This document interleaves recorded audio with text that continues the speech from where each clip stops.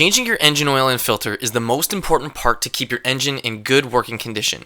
If you want it to last, you need to change it on a regular basis. After doing countless oil changes on cars, I've come up with my top 5 tips for oil changes.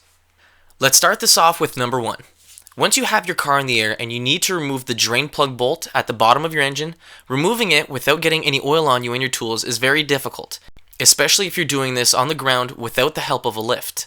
With this nifty tool that I have right here, you can remove the drain plug bolt without getting any oil on you. So go under the car and crack the bolt loose with a wrench or socket. With it loosened, get your magnetic drain plug bolt remover and put it on the end of the bolt. Loosen it until it comes out and let your catch can catch all of the oil. And look, clean hands. Number 2. Every time you remove the drain plug from your car, you should replace the crush washer that's attached to the bolt. This way, when you put the bolt back onto the oil pan, it'll create an airtight seal, making sure any oil won't leak. So the way it works is you put a soft metal in between the steel bolt and the steel oil pan.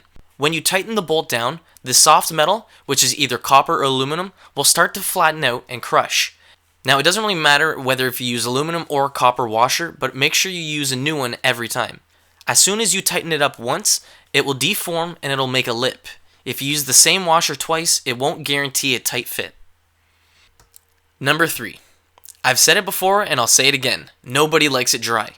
Before you install your new oil filter onto the car, make sure you oil the rubber O-ring that sits on the filter and pre-fill the filter with oil. This way, when you put it back onto the car, it will not only come off easier next time you need to change your oil, but it'll also prevent the engine from being starved of oil when you initially start it up. Think of it like this. Do you really think your heart would be working properly if it was starved of blood? I didn't think so. That's why it's a great idea to pre-fill the oil filter before installing it on the car. Number 4. On the valve cover cap, where you put the new oil into the engine, it's a good idea to write down what size wrench you need for the oil drain bolt and how much oil your engine requires. Now this isn't necessary by any means, but it makes future oil changes that much easier and faster. You can just take a look at the cap next time you need to do an oil change, and you'll know exactly what tools you need along with how much oil.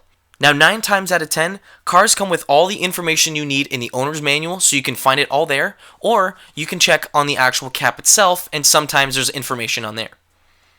Number 5. Be environmentally responsible. After you're done draining your old oil, and once you remove the oil filter, don't be stupid with it and throw it down the drain or in the garbage. If you put your old oil into an empty jug, or even a windshield washer fluid bottle, you can safely recycle it. Now the same thing goes for the oil filter. Ideally, what you do with oil filters is you let them drain upside down for at least 24 hours and then put them back into the box that you bought them in. Bring them both down to your local hardware store or wherever you purchased your oil and filter, and they should return it at no cost. Bonus tip. If you've spilt any oil on your car, regardless of where it is, you can remove it by using some brake cleaner. Because it's alcohol based, you can spray it essentially wherever you've spilt the oil, and it will remove the oil while leaving everything else safe, including electronics. Wipe the area down first with a rag to get the majority of the spilled oil, and then follow it up by spraying the entire thing down with brake clean. You can see how easy it comes off. If you've oversaturated the area with the brake cleaner, don't worry about it because it'll evaporate in a matter of minutes. Now, if you guys are wondering how I do an oil change from beginning to end, not just a couple quick tips, I'll be putting an annotation right here. You guys can click on that, and you guys will be basically doing the exact same thing as me when I change my oil. If you guys have any questions or tips regarding this video, please post them down in the comment section below, and I'd be happy to help.